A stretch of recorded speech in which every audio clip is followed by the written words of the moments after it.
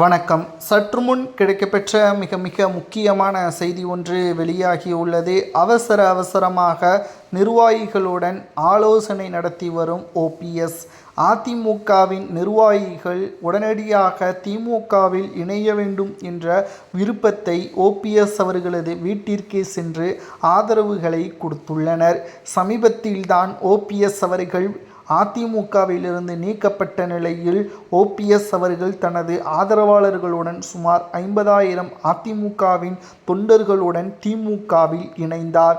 ஆனால் மீண்டும் பெரும் அளவிலான தொண்டர்கள் திமுகவில் இணைய விருப்பம் காட்டுவதாகவும் ஓபிஎஸ் அவர்களது தலைமையிலேயே அதிமுகவில் இருந்து விலகி திமுகவில் இணைய உள்ளதாகவும் இதற்கு முக்கியமான காரணம் தேர்தலுக்கு பிந்தைய கருத்து கணிப்புகள் திமுகவே ஆட்சியை அமைக்கும், அதிமுக இனி வரக்கூடிய அரசியல் காலகட்டத்தில் சுக்குநூறாக உடையும், எடப்பாடியின் தலைமை சரியில்லை, தலைமை பொறுப்பேற்று 10 தேர்தல்களில் தோல்வியடைந்த எடப்பாடி சட்டசபை தேர்தலை தான் மிக அளவில் நம்பிக்கை வைத்திருந்தார். ஆனால் 50க்கும் மேற்பட்ட தொகுதிகளாவது வெற்றியடைய வேண்டும். கருத்து கணிப்புகள் கூறுவது என்ன தெரியுமா?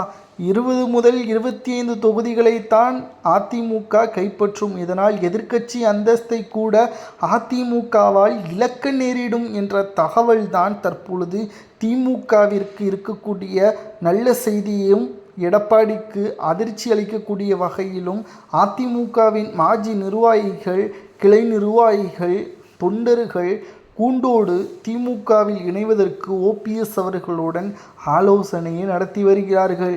மேலும் ஓபிஎஸ் அவர்கள் என்ன பதில் கூறப் போகிறார்? மே 4ஆம் தேதி மாலை தான் அதிகாரப்பூர்வமான தகவல்கள் வெளியாகும்.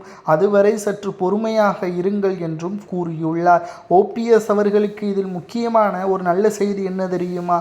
அதிமுக தோல்வியடைந்து திமுக ஆட்சியை அமைத்தால் சபாநாயகர் பதவி ஓபிஎஸ்ஸிற்குத்தான் கிடைக்கும். ஏனென்றால் ஓபிஎஸ் அவர்கள் திமுகவில் இணையும் போதே இந்த கோரிக்கையை முன்வைத்தார். அதற்கு ஸ்டாலின் அவர்களும் சம்மதம் தெரிவித்துவிட்டார். தற்பொழுது ஓபிஎஸ் அவர்கள் சபாநாயகராக வர வேண்டும் என்றால் திமுக வெற்றியடைய வேண்டும். நண்பர்களே, திமுக வெற்றியடைந்தால் சபாநாயகர் பதவிற்கு ஓபிஎஸ் அவர்கள் தகுதியானவரா என்பதை மட்டும் கமெண்ட் வாயிலாக கூறுங்கள்.